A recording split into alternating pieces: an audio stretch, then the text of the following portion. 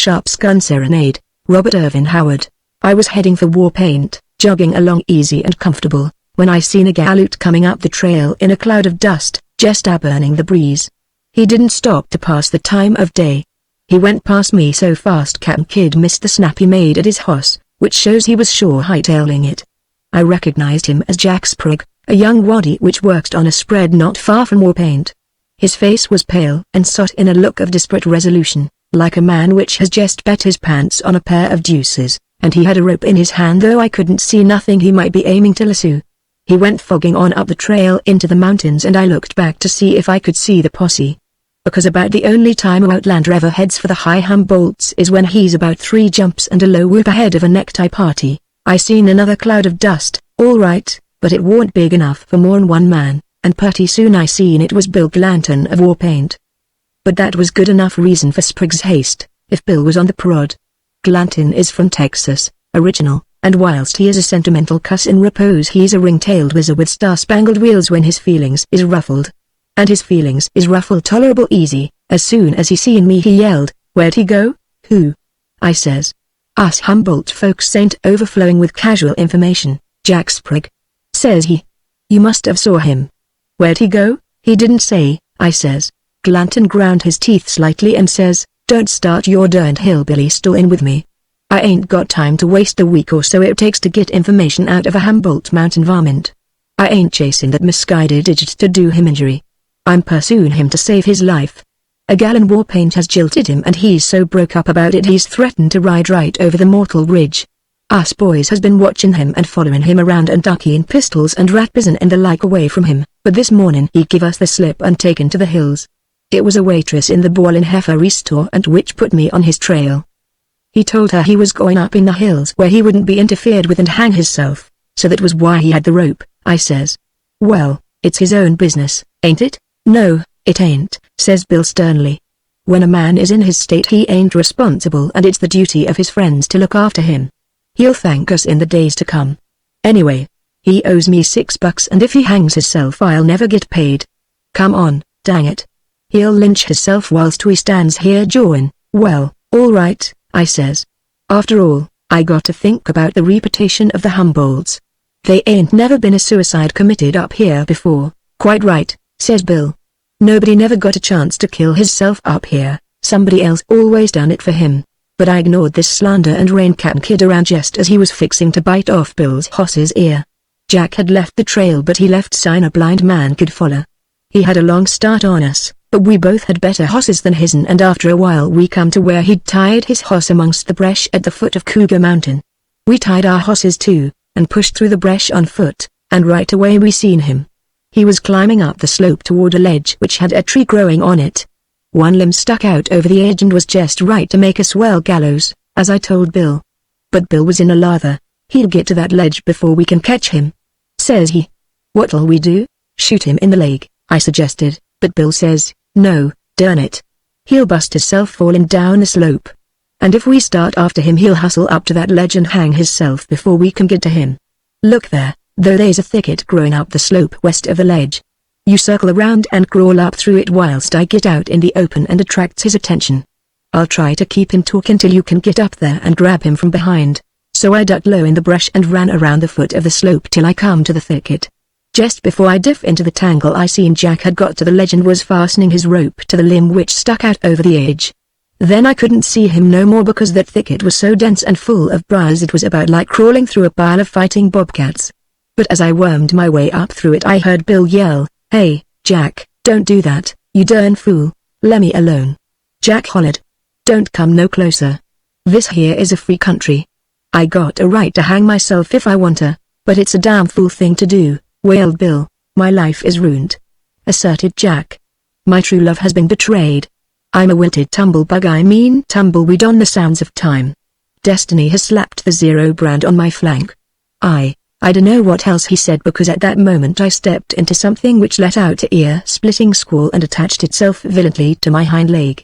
That was just my luck. With all the thickets there was in the Humboldts, a darned cougar had to be sleeping in that one.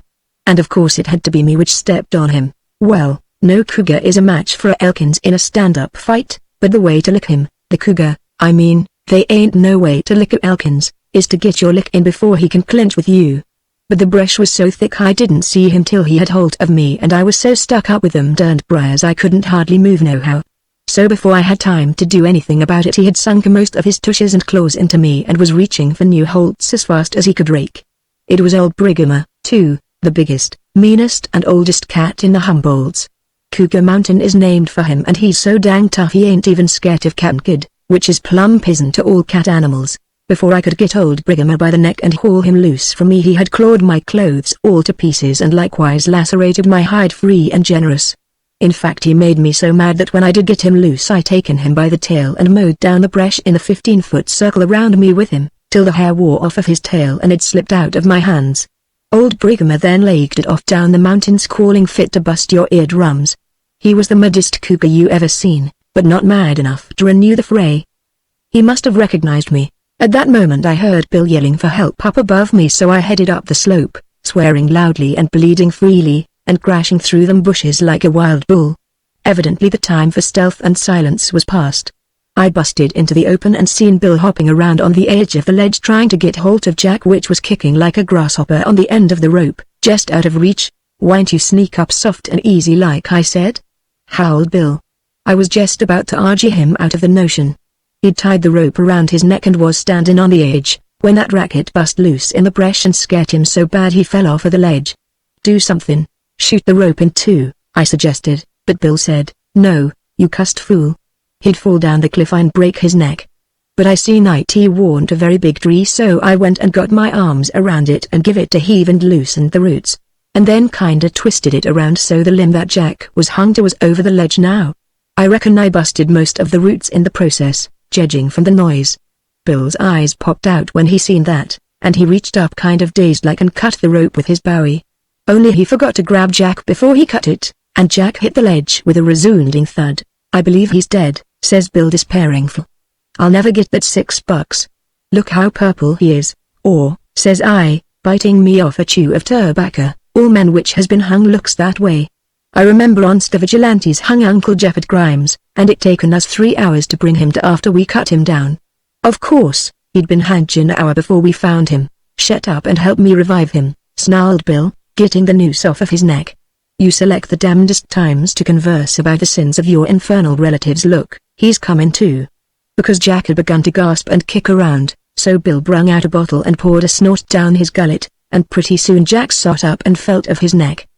His jaws wagged but didn't make no sound. Glanton now seemed to notice my disheveled condition for the first time. "What the hell happened to you?" he asked in amazement. "Or, I stepped on old Brigamer," I scowled. "Well, why'n't you hang on to him?" he demanded.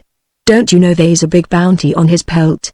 We could have split the dough." "I've had a belly full of old Brigamer," I replied irritably. "I don't care if I never see him again. Look what he done to my best breeches. If you wants the bounty, you go after it yourself, and let me alone." Unexpectedly spoke up Jack, eyeing us balefully. "I'm free, white and 21.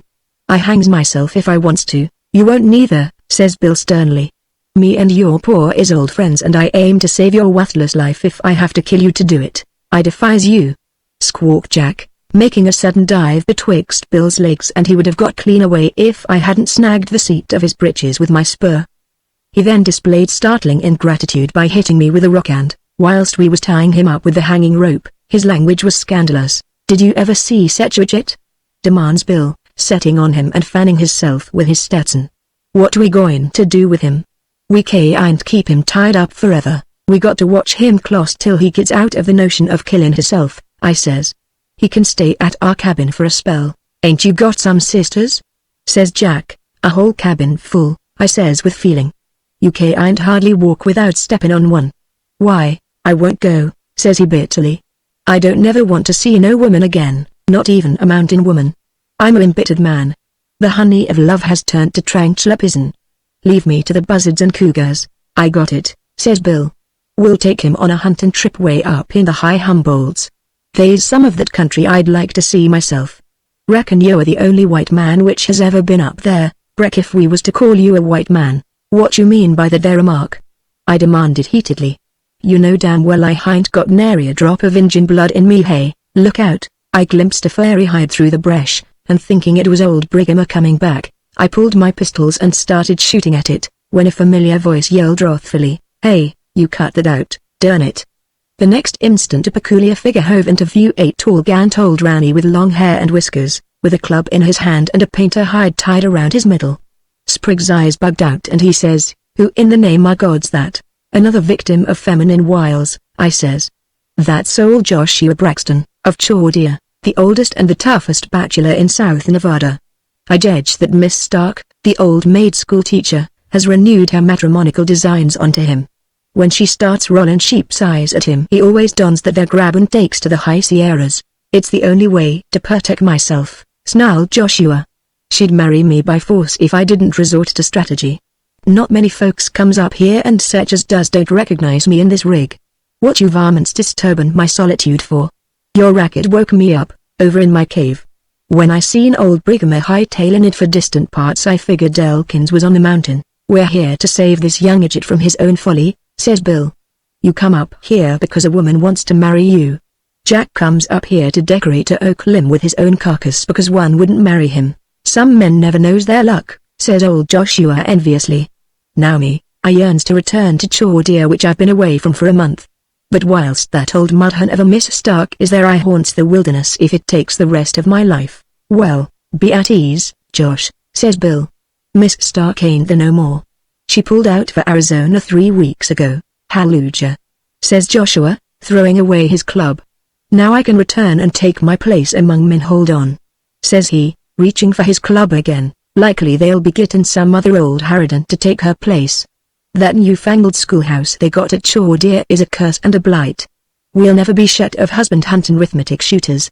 I better stay up here after all." "Don't worry," says Bill. "I seen a picture of the gal that's comin' from the east to take Miss Stark's place and I can assure you that a gal as young and pretty as her would never try to slap her brand on no old buzzard like you." "Young and pretty you says?" I asked with sudden interest. "As a race and filly," he declared. "First time I ever knowed a schoolma'am could be less'n 40 and have a face that didn't look like the beginnings of a long She's due into Chordia on the evening stage, and the whole town turns out to welcome her.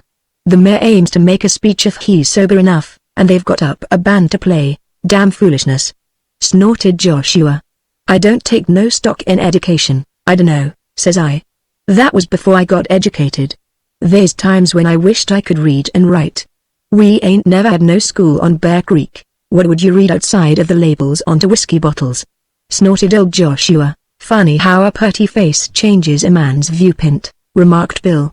"I remember once Miss Stark asked you how you folks up on Bear Creek would like for her to come up there and teach your children, and you taken one look at her face and told her it was again the principles of Bear Creek to have their peaceful innocence invaded by the corrupting influences of education.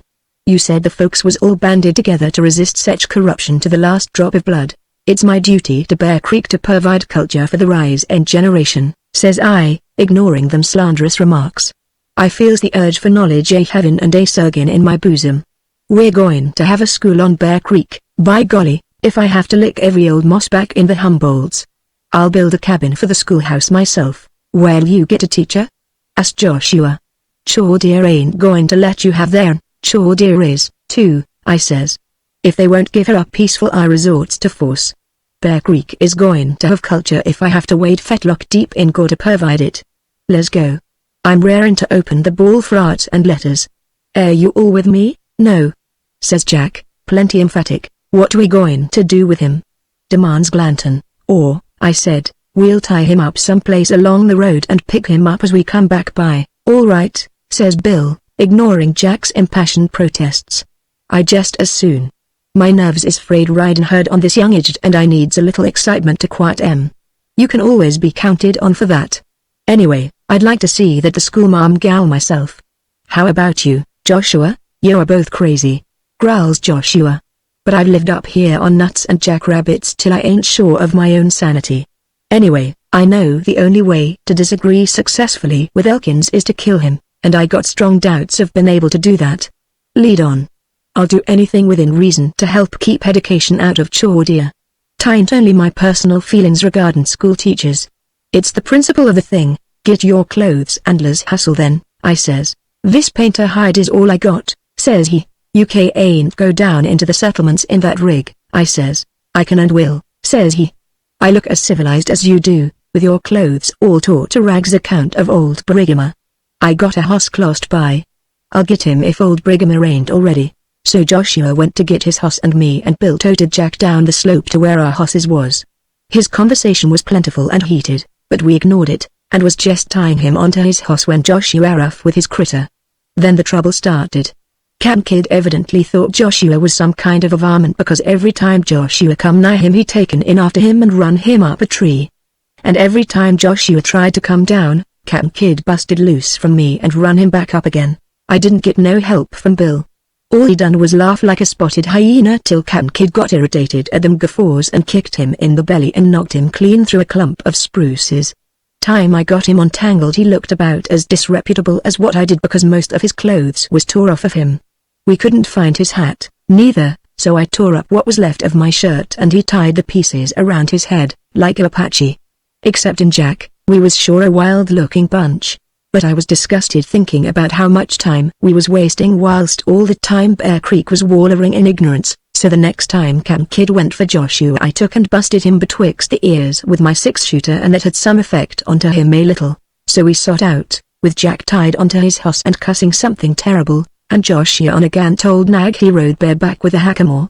I had built a ride betwixt him and me so's to keep that painter hide as far away from Cam Kid as possible. But every time the wind shifted and blowed the smell to him, Cam Kid reached over and taken a bite at Joshua, and sometimes he bit Bill's hoss by accident, and sometimes he bit Bill, and the language Bill directed at that poor animal was shocking to hear. We was aiming for the trail that runs down from Bear Creek into the Chaw Deer Road, and we hit it a mile west of Bowie Knife Pass. We left Jack tied to a nice shady oak tree in the pass and told him we'd be back for him in a few hours, but some folks is never satisfied. Instead of being grateful for all the trouble we went to for him, he acted right nasty and called us some names I wouldn't have endured if he'd been in his right mind. But we tied his hoss to the same tree and hustled down the trail and presently come out onto the Warpaint or Deer Road, some miles west of Chaw Deer. And there we sighted our first human a fella on a pinto mare, and when he seen us he gave a shriek and took out down the road toward Chaw Deer like the devil had him by the britches. Les asked him if the teachers got the yet, I suggested. So we'd taken out after him, yelling for him to wait a minute. But he just spurred his hoss that much harder, and before we'd gone any piece, Joshua's fool hoss jostled Agan Cam Kid, which smelt that painter skin and got the bit betwixt his teeth and run Joshua and his hoss 3 miles through the brush before I could stop him. Bill followed us, and of course, time we got back to the road, the fella on the pinto mare was out of sight long ago. So we headed for Chaw Deer, but everybody that lived along the road had run into their cabins and bolted the doors, and they shot at us through the winders as we rode by. Bill said irritably, after having his off-ear nicked by a buffalo rifle, he says, "Darn it, they must know we aim to steal their school teacher, or, they couldn't know that," I says. "I bet there's a war on betwixt Chaw Deer and Warpaint." "Well, what they shooting at me for, then?" demanded Joshua. "How could they recognize you in that rig?" I asked. "What's that?" Ahead of us, away down the road, we seen a cloud of dust, and here come a gang of men on hosses, waving guns and yelling. "Well, whatever the reason is," says Bill, "we bet not stop to find out. Them gents is out for blood, and," says he as the bullets began to knock up the dust around us, "I judge it's our blood. Pull into the bresh," says I. I goes to Chaw Deer in spite of hell, high water and all the gunmen they can raise, so we taken to the bresh, and they lit in after us. About 40 or 50 of them, but we dodged and circled and taken shortcuts old Joshua knowed about, and when we emerged into the town of Chaw Deer, our purses warn't nigh in sight. In fact, there warn't nobody in sight. All the doors was closed and the shutters up on the cabins and saloons and stores and everything. It was peculiar. As we rode into the clearing somebody let bam at us with a shotgun from the nearest cabin, and the load combed Joshua's whiskers. This made me mad. So I rode at the cabin and pulled my foot out in the stirrup and kicked the door in, and whilst I was doing this, the fella inside hollered and jumped out the winder, and Bill grabbed him by the neck. It was Esau Barlow, one of Chaw Deer's confirmed citizens. "What the hell's the matter with you buzzards?" roared Bill. "Is that you, Glanton?" gasped Esau, blinking his eyes. "Course it's me," roared Bill. "Do I look like a Injun?" "Yes." "Ow. I mean, I didn't know you in that there turban," says Esau. "Am I dreaming, or is that Josh Braxton and Breck Elkins?" "Sure it's us," snorted Joshua. "You think?" "Well," says Esau, rubbing his neck and looking sidewise at Joshua's painter skin. "I didn't know. Where is everybody?" Joshua demanded. "Well," says Esau, "a little while ago Dick Lynch rode into town with his horse all of a lather and swore he'd just outrun the wildest war party that ever come down from the hills." "Boys," says Dick, "they ain't neither Injuns nor white men. They're wild men, that's what. One of 'em's big as a grizzly bear, with no shirt on, and he's riding a horse bigger'n a bull moose. One of the others is as ragged and ugly as him, but not so big, and wearin' a Apache headdress. T'other'n's got nothing on but a painter's hide and a club, and his hair and whiskers falls to his shoulders. When they seen me," says Dick, "they sot up awful yells and come for me like a gang of man-eatin' cannibals. I fogged it for town," says Dick, "warnin' everybody along the road to fort theirselves in their cabins." "Well," says Esau, "when he says that, such men as was left in town got their horses and guns and they taken out up the road to meet the war party before it got into town." "Well, of all the fools," I says. "Say, where's the new teacher?" "The stage ain't a rough yet," says he.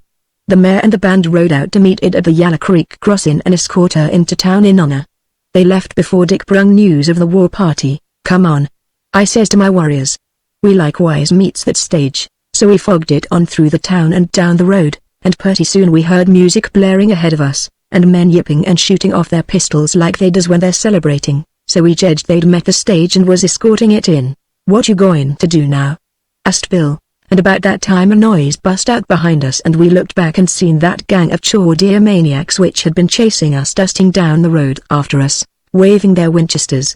I know they warn't no use to try to explain to them that we warn't no war party of cannibals. They'd salivate us before we could get close enough to make 'em hear what we was saying. So I yelled, "Come on. If they get her into town they'll fort theirselves agin us. We takes her now. Follow me." So we swept down the road and around the bend and there was the stagecoach coming up the road with the mayor riding alongside with his hat in his hand, and a whiskey bottle sticking out of each saddlebag and his hip pocket. He was orating at the top of his voice to make himself heard above the racket the band was making. They was blowing horns and banging drums and twanging on Jews' harps, and the horses was skittish and shying and jumping. But we heard the mayor say, "And so we welcomes you, Miss Devon, to our peaceful little community where life runs smooth and tranquil and men's souls is overflowing with milk and honey." And just then we stormed around the bend and come tearing down on 'em with the mob right behind us yelling and cussing and shooting free and fervent. The next minute they was the damnedest mix-up you ever seen, what with the horses bucking their riders off, and men yelling and cussing, and the horses hitched to the stage running away and knocking the mayor off on his horse. We hit 'em like a cyclone and they shot at us and hit us over the head with their music horns. And right in the middle of the fray the mob behind us rounded the bend and piled up amongst us before they could check their horses, and everybody was so confused they started fighting everybody else. Nobody knowed what it was all about but me and my warriors. But Chaw-Deer's motto is, when in doubt, shoot, so they laid into us and into each other free and hearty. And we was far from idle. Old Joshua was laying out his fellow townsmen right and left with his Elm Club, saving Chaw-Deer from education in spite of itself. And Glanton was beating the band over their heads with his 6-shooter, and I was trampling folks in my rush for the stage. The fool horses had whirled round and started in the general direction of the Atlantic Ocean, and the driver and the shotgun guard couldn't stop him. But Captain Kidd overtook it in maybe a dozen strides and I left the saddle in a flying leap and landed on it.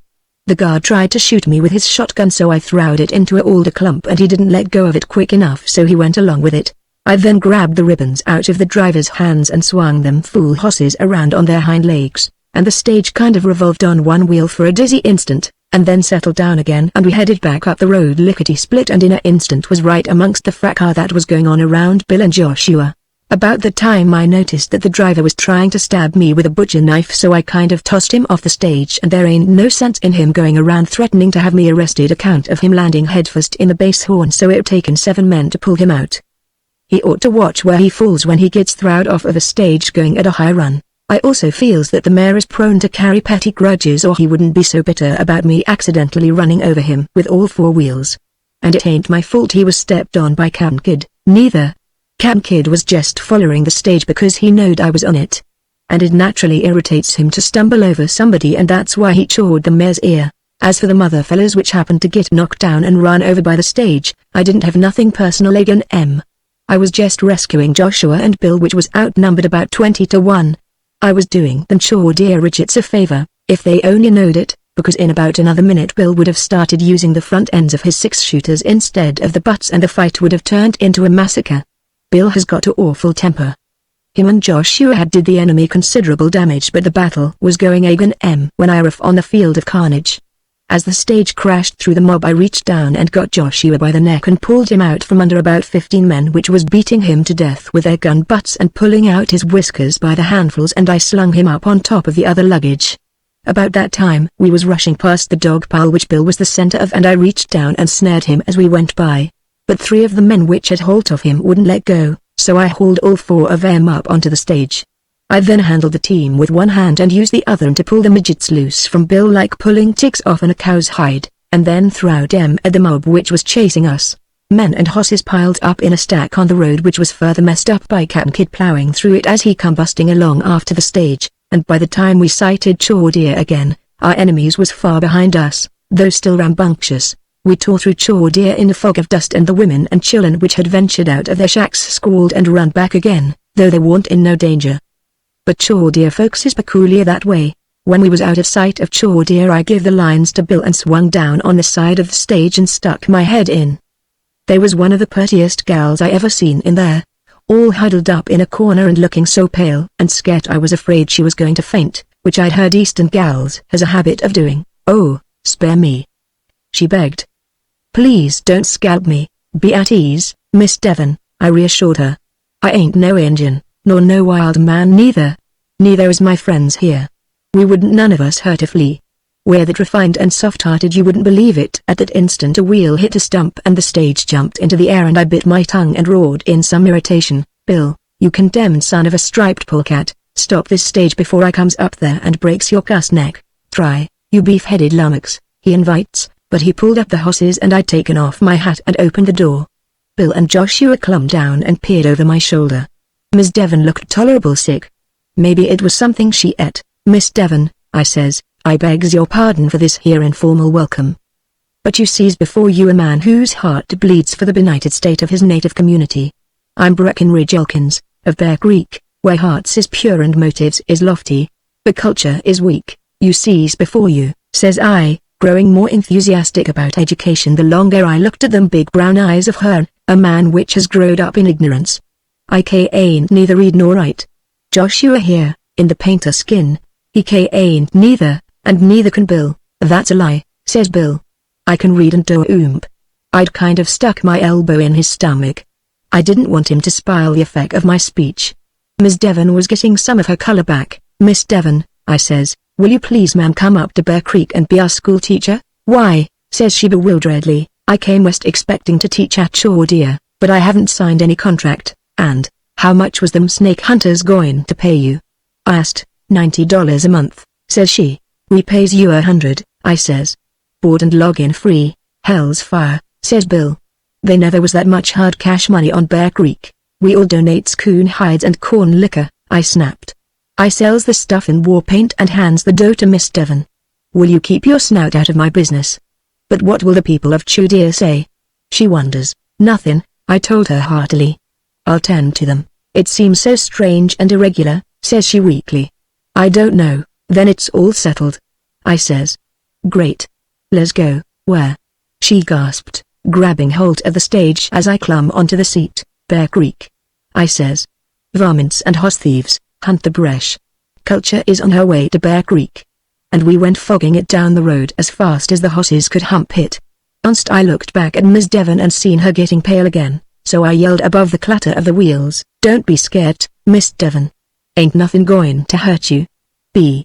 Elkins is on the job to protect you, and I aim to be at your side from now on." At this she said something I didn't understand. In fact, it sounded like a low moan. And then I heard Joshua say to Bill, hollering to make himself heard, "Education my eye. The big chump's looking for a wife, that's what. 10 to 1 she gives him the mitten." "I takes that," bawled Bill, and I bellowed, "Shut up that noise. Quit discussin' my private business so darn public." What's that?" It sounded like firecrackers popping back down the road. Bill yelled, "Holy smoke, it's them Chaw Deer maniacs. They're still on our trail and they're gaining on us." Cussing heartily I poured leather into them fool horses, and just then we hit the mouth of the Bear Creek trail and I swung into it. They'd never been a wheel on that trail before, and the going was tolerable rough. It was all Bill and Joshua could do to keep from getting thrown off, and they were seldom more'n one wheel on the ground at a time. Naturally the mob gained on us, and when we roared up into Bowie Knife Pass they weren't more'n a quarter-mile behind us, whooping bodacious. I pulled up the horses beside the tree where Jack Sprigg was still tied up to. He gawped at Miss Devon and she gawped back at him. "Listen," I says, "here's a lady in distress which we're rescuing from teaching school in Chordia. A mob's right behind us. This ain't no time to think about yourself. Will you postpone your suicide if I turn you loose, and get onto this stage and take the young lady up the trail whilst the rest of us turns back the mob?" "I will," says he with more enthusiasm than he'd showed since we stopped him from hanging himself. So I cut him loose and he clumb onto the stage. "Drive on to Kiowa Canyon," I told him as he picked up the lines.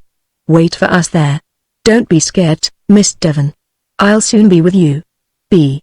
Elkins never fails a lady fair, gup," says Jack, and the stage went clattering and banging up the trail, and me and Joshua and Bill taken cover amongst the big rocks that was on each side of the trail. The pass was just in our gorge, and a lovely place for ambush, as I remarked. Well, here they come howling up the steep slope, yelling and spurring and shooting wild, and me and Bill give 'em a salute with our pistols. The charge halted plumb sudden. They knowed they was licked. They couldn't get at us because they couldn't climb the cliffs. So after firing a volley which damaged nothing but the atmosphere, they turned around and hightailed it back towards Chordia. "I hope that's a lesson to 'em," says I as I raise. "Come. I ain't wait to get culture started on Bear Creek. You ain't wait to get to sparkin' that gal," snorted Joshua. But I ignored him and forked Can Kid and headed up the trail, and him and Bill followed, riding double on Jack Sprigg's horse. Why should I deny my honorable intentions? I says presently. Anybody can see Miss Devon is already learning to love me. If Jack had my attraction for the fair sex, he wouldn't be lugging around a ruined life. "Hey, where's the stage?" Because we'd reached Kiowa Canyon and there warn't no stage. "Here's a note stuck on a tree," says Bill. "I'll read it well, for Lord's sake." He yelped, "Listen to this. Dear boys, I've decided I ain't going to hang myself, and Miss Devon has decided she don't want to teach school at Bear Creek." Brett gives her the willies. She ain't Altog the Shore, he's human. With me it's love at first sight, and she's scared if she don't marry somebody Breck will marry her, and she says I'm the best looking prospect she saw so far. So we're heading for Warpaint to get married. Yours truly, Jack Sprigg. Or, don't take it like that, says Bill as I give a maddened howl and impulsively commenced to rip up all the saplings in reach. "You've saved his life and brung him happiness, and what have I brung me?" I yelled, tearing the limbs off a oak in an effort to relieve my feelings. "Culture on Bear Creek is shot to hell and my honest love has been betrayed. Bill Glanton. The next tranny you chase up into the Humboldts to commit suicide, he don't have to worry about getting bumped off. I attends to it myself. Personal."